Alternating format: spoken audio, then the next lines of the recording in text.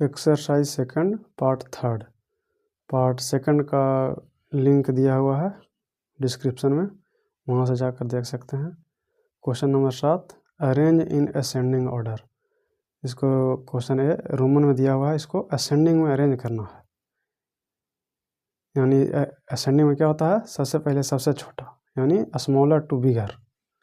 तो इसको समझाने के लिए आपको हिंदू अरबिक में लिख दिए हैं। आपको यहाँ पर नहीं लिखना है, आपको इसको रफ में करना है और रफ में करके यहाँ सीधा लिखना है आंसर। तो इसमें सबसे छोटा सबसे पहले होगा, तो 5 है सबसे छोटा, तो 5 हो गया सबसे पहले। उसके बाद उससे थोड़ा सा बड़ा 10 है, तो 10 हो गया। उसके बाद उससे थोड़ा बड़ा 15 है, तो 15 हो गया। उसके बाद उससे थोड़ा बड़ा 40 है, तो 40 हो गया। उसके बाद उससे थोड़ा बड़ा 90 है, तो 90 है। उसके बाद सबसे बड़ा 100, तो 100 हो गया। उसी प्रकार से बी, इसमें सबसे छोटा देखना है, उसको सबसे पहले लिख देना है। उसके बाद उससे थोड़ा बड़ा, उसके बाद उससे थोड़ा बड़ा, उसके बाद उससे बड़ा, लास्ट में सबसे बड़ा। तो इसमें सबसे छोटा 17 है। उस प्रकार उसके बाद देखना है बड़ा उससे कौन है, तो 42 है, तो 42 हो जाएगा। उसके बाद कौन हो जाएगा, तो 59। उसके बाद 60, उसके बाद 75, उसके बाद 99 लास्ट में। और उसी प्रकार से सी, इसमें सबसे छोटा सबसे पहले, तो सबसे छोटा क्या हो गया 24। उसके बाद 26, उससे बड़ा 32, उससे बड़ा 65, और उससे बड़ा 81, उसके बाद सबसे बड़ा 95। तो यही हो गया इसका आंसर। अब क्वेश्चन नंबर 8 में अरेंज इन डिसेंडिंग ऑर्डर। यहाँ डिसेंडिंग में अरेंज करना है, यानी इसमें बिगर टू स्मॉलर, यानी सबसे पहले सबसे बड़ा, उसके बाद उससे थोड़ा छोटा, उसके बाद उससे थोड़ा छोटा, और लास्ट में सबसे छोटा। तो इसमें देखना है सबसे बड़ा कौन है, तो 92। उसके बाद उससे थोड़ा छोटा 82, उसके बाद उससे थोड़ा छोटा 43, उसके बाद उससे थोड़ा छोटा 19, और सबसे छोटा 9। तो इसी तरह हो गया। उसी तरह से बी में भी सोचना है, सबसे बड़ा कौन है, तो 99 सबसे पहले हो जाएगा। उसके बाद इससे थोड़ा छोटा कौन है, तो 66। अब इससे थोड़ा छोटा कौन है, 54। अब इससे थोड़ा छोटा कौन है, 49। उसके बाद इससे थोड़ा छोटा कौन है, 30।